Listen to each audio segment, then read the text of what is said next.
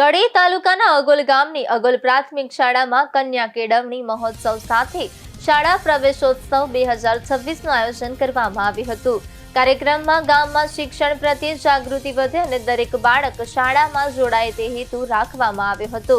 આ પ્રસંગે મુખ્ય મહેમાન તરીકે મામલતદાર સમ્રાટભાઈ બ્રહ્મા ભટ્ટ તેમજ બાવળુ પોલીસ સ્ટેશનના પીઆઈ ડીજી બળવા સાહેબ ઉપસ્થિત રહ્યા હતા। તેમની સાથે જિલ્લા અને તાલુકા ડેલિગેટ, એસએમસીના સભ્યો, ગ્રામજનો અને ગામના આગેવાનો મોટી સંખ્યામાં હાજર રહ્યા હતા।